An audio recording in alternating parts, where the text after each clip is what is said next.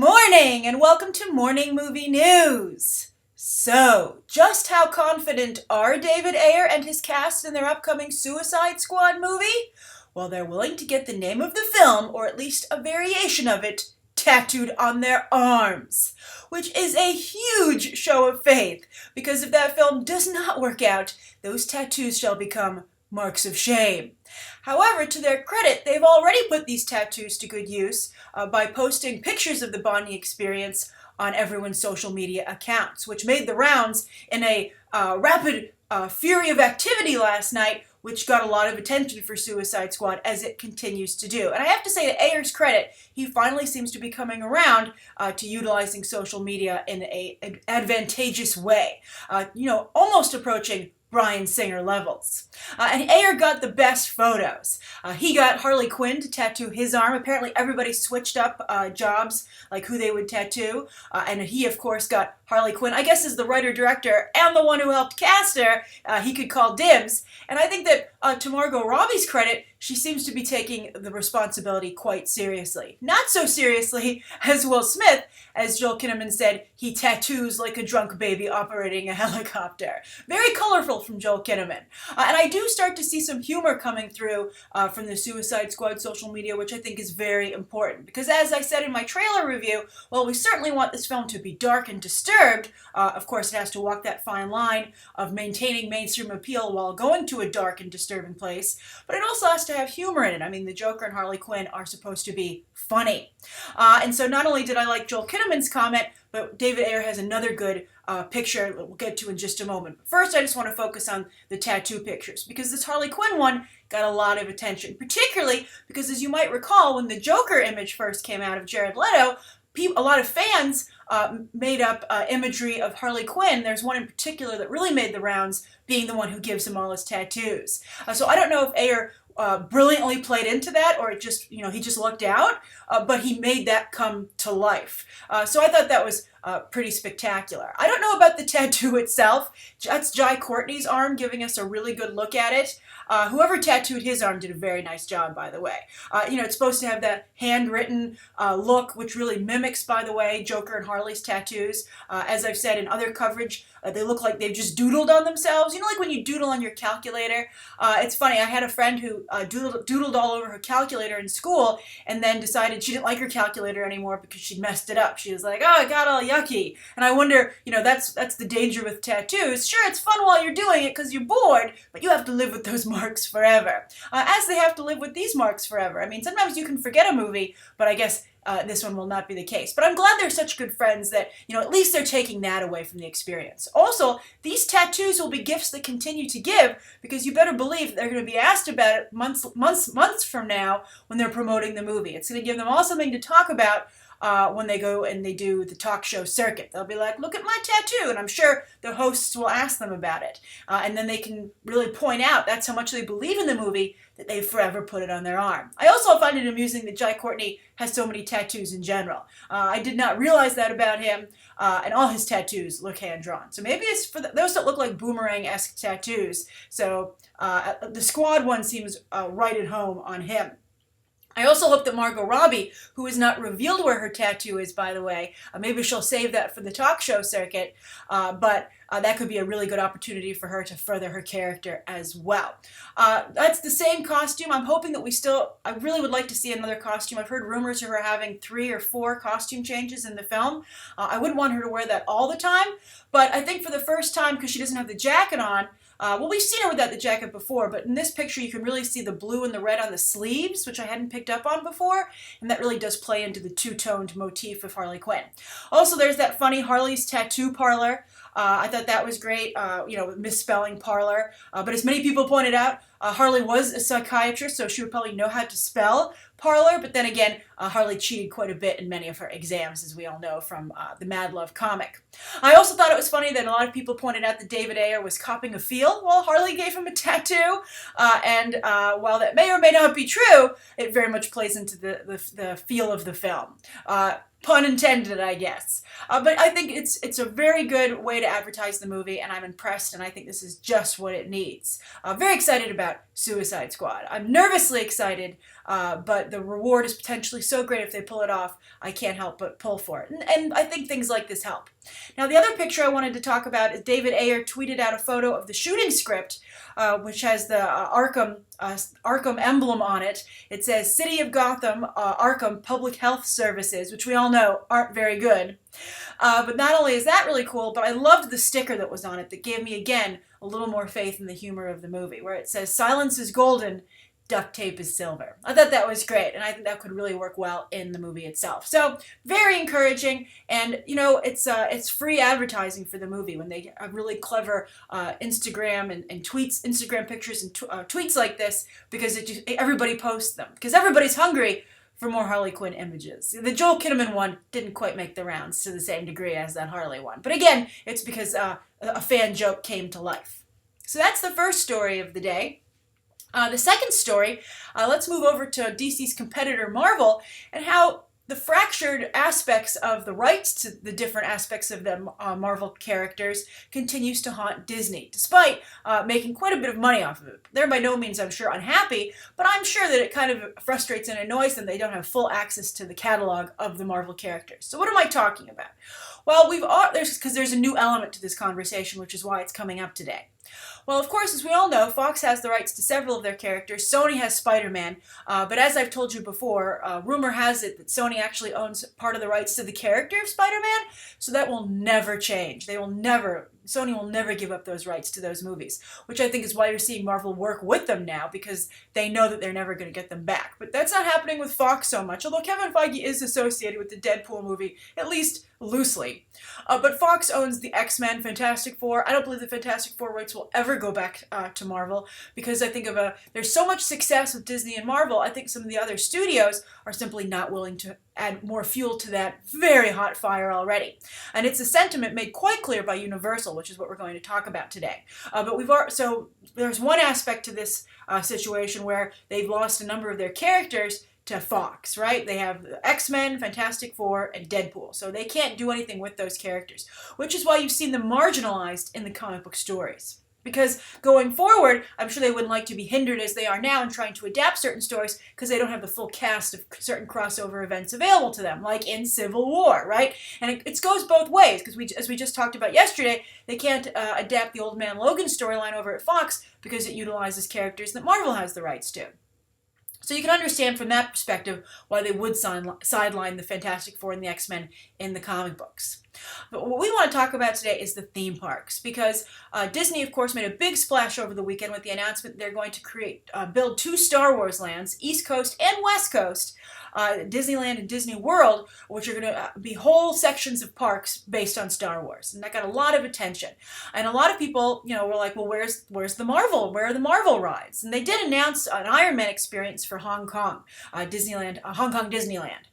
But they can't build anything in Orlando because Universal has the rights to those characters in that area at Universal's Islands of Adventure. And so I think because they can't do anything in Florida, they've been holding back on doing anything in Los Angeles. I don't know how long that will last, but it isn't for the foreseeable future, because all the land they just bought up is going to be totally used for Star Wars. So what happened? Well, someone recently said to Universal, they said, hey, you don't have the rights to these movies. Do you think that there's any scenario under which you might be willing to sell the theme park rights to the Marvel characters in Orlando back to Disney? And the head of the Universal theme parks very simply said, no. Like, it's not up for debate. It's never going to happen. We're not even thinking about it. There's nothing that can be offered to us that will make that happen. And I really do feel it's because, as many people are commenting, there's like an arms race going on in the theme park industry right now, particularly between Universal and Disney. And I think Universal doesn't want to give Disney any more ammo in Orlando. They're already kind of giving them a run for their money with the Harry Potter, Wizarding World of Harry Potter, which itself has now been expanded to 2 different theme parks, connected by a very awesome train, the Hogwarts Express. Actually more fun than most of the rides in Harry Potter Land. It's so well conceived. And they, of course, have, as we've discussed, a King Kong experience in the works. And also, I'm sure they'll be plussing their Jurassic Park sections of the different theme parks after the success of Jurassic World. So they certainly don't want to help Disney by building a Marvel land to compete with their parks. So they're holding on to it not only, I think, for competitive sake, but at the theme parks, but also in the movie business, right? Because it'll help the Marvel movies even more to be able to even further capitalize on those characters. So you have a really bad situation where Marvel, before they were purchased by Disney, had to sell off character rights to different companies to make money. And well, the success that was found there helped Marvel Studios get a foothold because other studios showed there was real money to be made there. Marvel is still dealing with the consequences of that very tumultuous period in time for the company before Disney acquired it. So I'm curious, what do you think of this situation as a fan, and what do you think of it as a business person? Do you think this actually hurts Marvel at all, or do you think Marvel will be okay? And what do you think of the other companies, the other studios, refusing, really using their rights ownership to stick it to Disney Marvel?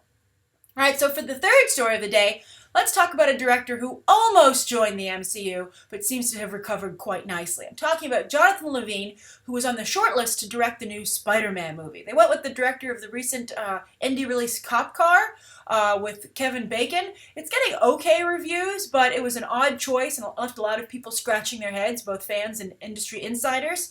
And I think many people would have liked to have seen Sony and Marvel go with Jonathan Levine. He's a very talented director, and he's worked a lot with Seth Rogen.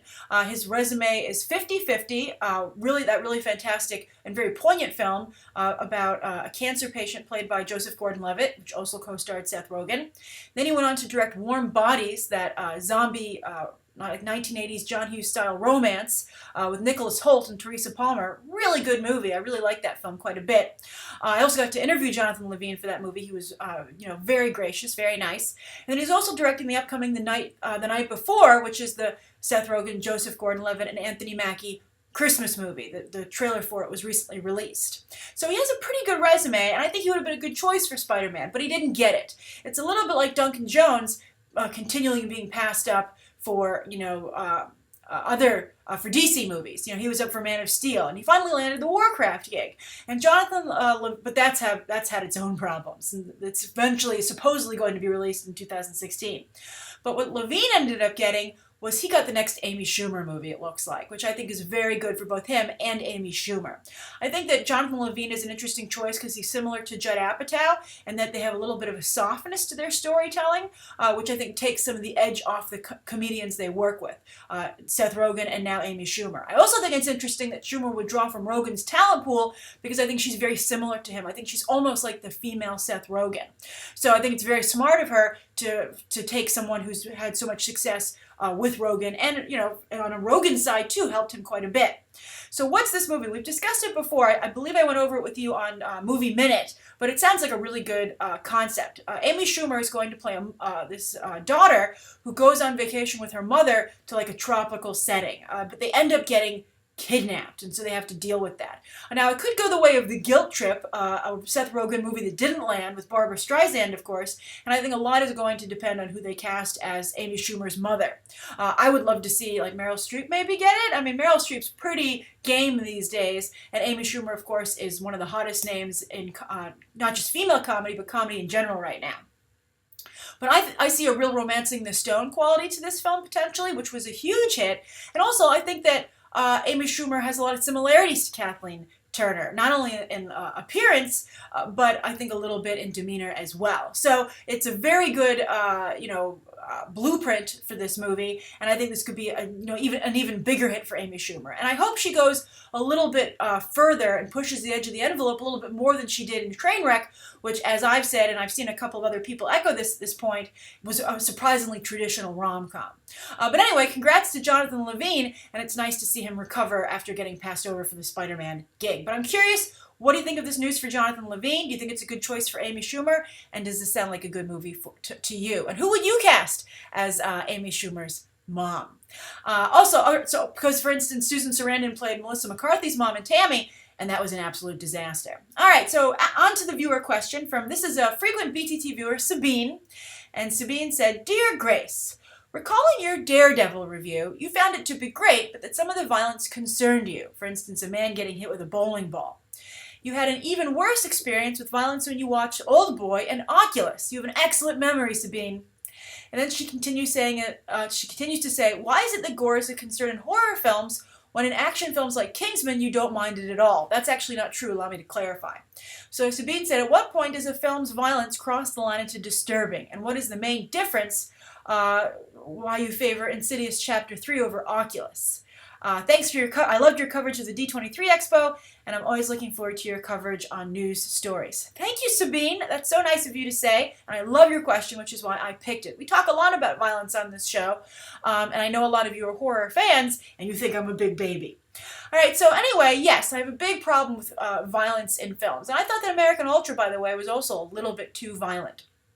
But Kingsman: The Secret Service, I just want to clarify on that, I did have a problem with the violence. I said it was a little bit like riding a theme park ride, and you're having this amazing time on this roller coaster, and all of a sudden, someone in the car next to you gets killed, but the ride still continues to go, and you're like, wait a minute, I think things just got super serious and a little scary, and I don't know if I should still be enjoying myself on this roller coaster. It was a little off-putting. I think the film hit a point where it kind of crossed a line a little bit, but it ended up working for the movie. It managed to stay on the rails and complete the ride, even though it was a little bit of a jarring experience to ride that ride.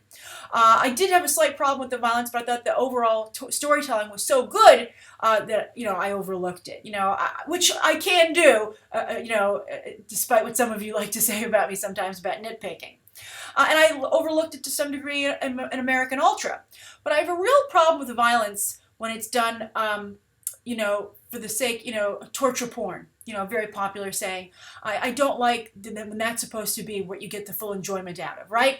Like a lot of the violence in Kingsman was perpetrated against, criminals, right? Or spies who knew what they were getting into when they joined the Secret Service in Kingsman. It's like when you deal with people who are putting themselves in that situation, fine. But when you have someone torturing someone who could be very, very likely a member of the audience, an innocent, a victim, I don't find that entertaining at all. And I also have a problem when I feel that these very violent films might encourage others to perpetrate such violence, right? When you present violence in a way, not as a means to an end or something that happens in a situation that is outside of the norm, like when you're a super spy or you're trying to take over the world, you're like, okay, that's a very unique scenario. But when you show real world violence, ordinary person on ordinary person, I always worry that it's going to inspire someone to perpetrate such violence, and it's going to make them maybe think of violence as a form of entertainment, right? Like, isn't it fun to watch someone in pain? Don't you love seeing the blood spurt out and the way the body, is created and the way someone's face twists in pain when that happens to them? I just think to put that out there is very irresponsible and dangerous. Now, I know many of you will say, where's the line? Can we not have any forms of entertainment? Can you not explore certain things? Because we have to be super responsible for other people who aren't responsible for themselves. It's the same argument people use a lot with video games and also gun control. But there is a line, and I think that I'm never in favor of violence, but I understand violence portrayed in movies for two different scenarios. One, when it is realistic to the situation at hand, like, this is what would happen to these individuals, and also when it's done as a preventative measure to warn you that evil is out there and this stuff actually happens to people.